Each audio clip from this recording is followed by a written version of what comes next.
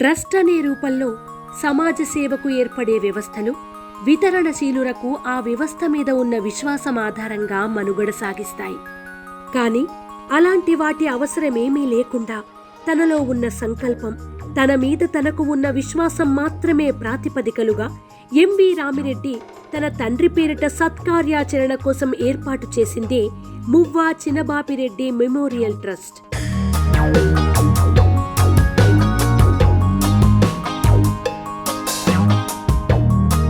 మా నాన్నగారి స్ఫూర్త్యర్థం 1997లో మువ్వా చినబాపిరెడ్డి మెమోరియల్ ట్రస్ట్ని ప్రారంభించాను.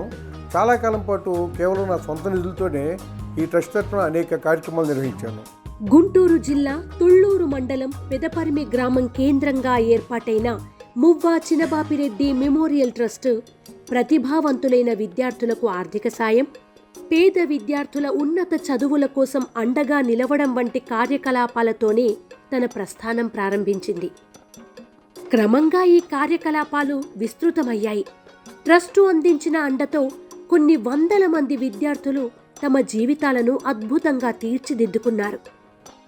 మువ్వా చినబాపిరెడ్డి మెమోరియల్ ట్రస్ట్ సేవా ప్రస్థానంలో ఒక బృహత్ సంకల్పంగా తలపెట్టినదే వృద్ధాలయం.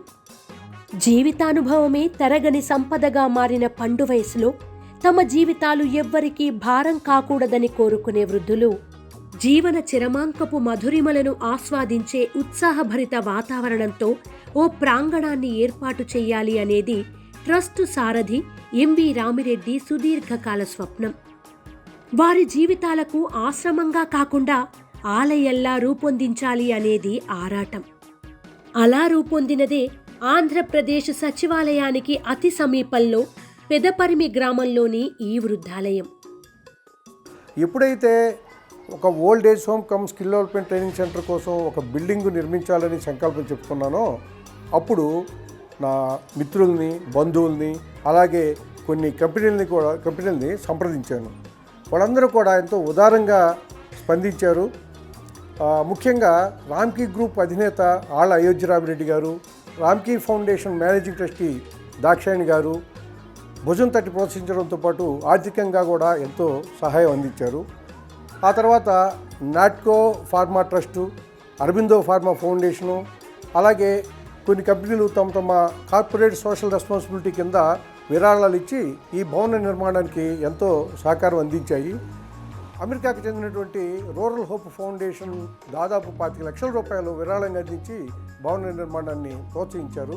అన్నీ కలిసి భవన నిర్మాణాన్ని పూర్తి చేసుకుని ప్రారంభానికి సిద్ధమవుతోంది ఈ వృద్ధాలయం.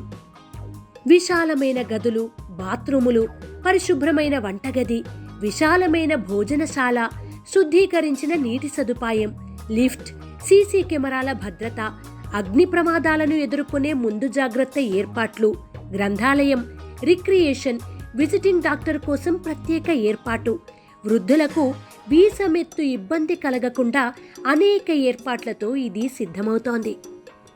వృద్ధుల చైతన్యానికి ఆలయంగా సమున్నతంగా నిలిచే ఈ ప్రయత్నం సాకారం కావడానికి అవసరమైన ప్రణాళికలు ట్రస్ట్ రచిస్తోంది.